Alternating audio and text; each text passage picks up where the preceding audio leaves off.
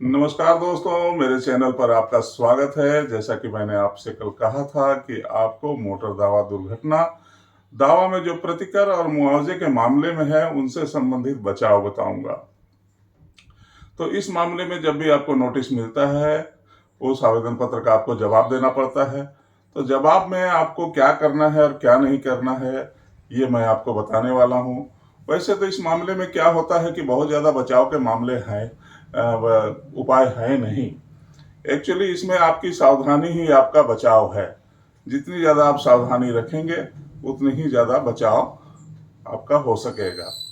यदि मामला आपका दुर्घटना में आपका वाहन बीमित नहीं है तो कोई बचाव नहीं है, आपको पैसा भरना ही पड़ेगा। लेकिन कुछ ऐसे चीज़ें हैं जैसे दुर्घटना में जो आपको बचाव कर सकती हैं, बचाव पूरी तरह तो नहीं लेकिन आपके खर्चे को आधा कर सकती हैं। वो ये है, कई बार देखा गया है कि मोटर जो दुर्घटना होती है, आमने सामने दो वाहनों का दुर्घटना हो जाता है और सिर्फ आपकी लापरवाही नहीं होती है, सामने वाला भी उसमें लापरवाही पूर्वक गाड़ी चलाता रहता है। तो दोनों तरफ से जब आमने सामने गलती होती है तो उसको दोनों की तरफ की गलती मानी जाती है और इसको हिंदी में बोलते हैं सहदाई उपेक्षा और अंग्रेजी में बोलते हैं कंट्रीब्यूटरी नेग्लिजेंस। तो इस कंट्रीब्यूटरी नेग्लिजेंस या सहदाई उपेक्षा को प्रमाणित करने का जो भार होता है, प्रूव करने का जो बर्डन होता है, वो होता है आपके ऊपर।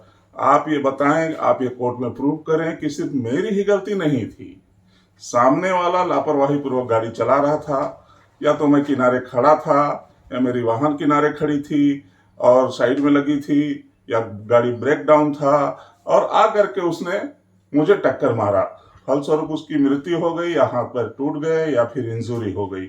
तो इसके लिए जब भी वो क्लेम या दावा आपके ऊपर लाता है, मोटर दावा लाता है, तो आप ये उसमें बचाव ले सकते हैं कि इसमें पूरी की पूरी गलती मेरी नहीं है और जो गलती है वो दोनों की है। इसलिए जो अवार्ड होगा, उस अवार्ड में से आधा सहभागी वो भी होगा जिसने कि दावा किया है। तो ये पहला बचाव है जिसमें कि आपका अवार्ड आधा हो सकता है।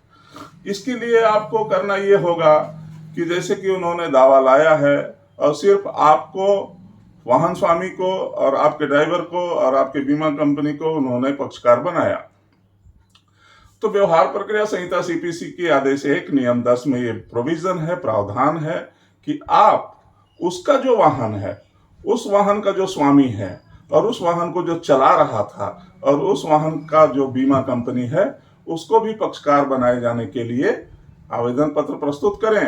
आपके आवेदन का वो जवाब देगा और बाध्यता कोर्ट उसे जरूर पक्षकार बनाएगा, और वो भी जब आपके मुकदमे में आएंगे तब आपको सहूलियत होगी कि आप कंट्रीब्यूटरी नेग्लिजेंस को प्रमाणित करने का आपको सुविधा हो। तो ये तो एक लाभ हो गया, एक बचाव हो गया।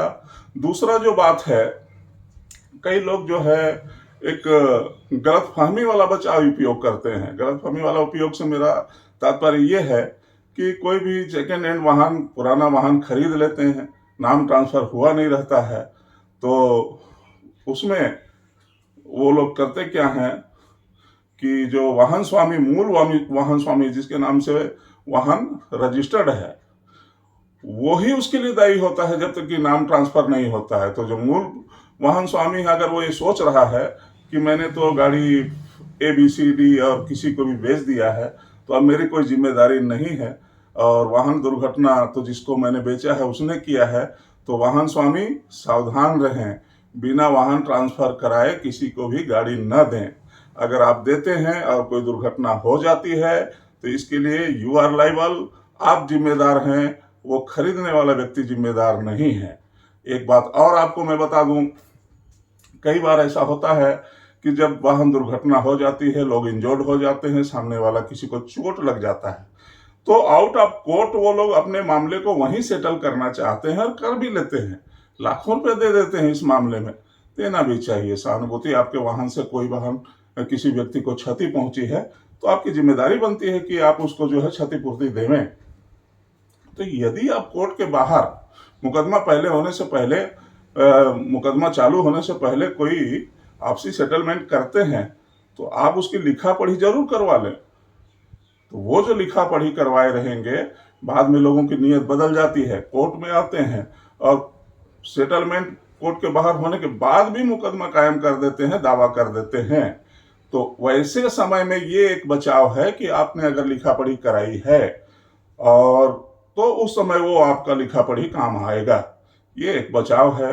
और यदि आपने लिखा पढ़ी नहीं कराई है, ऐसे ही दे दिया है तात्कालिक रूप से, तो वो मुकर जाएगा। जब आपके खिलाफ सेटलमेंट के अगेंस्ट वो मुकदमा कायम कर रहा है तो उससे मुकरने में उसको टाइम नहीं लगेगा। समय आजकल बहुत खराब है, इसलिए सावधानी ही सबसे बड़ी उपाय है। तो दोस्तों, ये रहा मेरे चैनल पे आपको दुर्घटना से संबंधित बचाव की जानकारी। और ये जानकारी आपको कैसी लगी, मेरा चैनल आपको कैसे लगा, जरूर कमेंट करें, शेयर करें, लाइक करें और मेरे इस चैनल को सब्सक्राइब करना ना भूलें। आपका प्रेम स्नेह ही मेरी पूंजी है।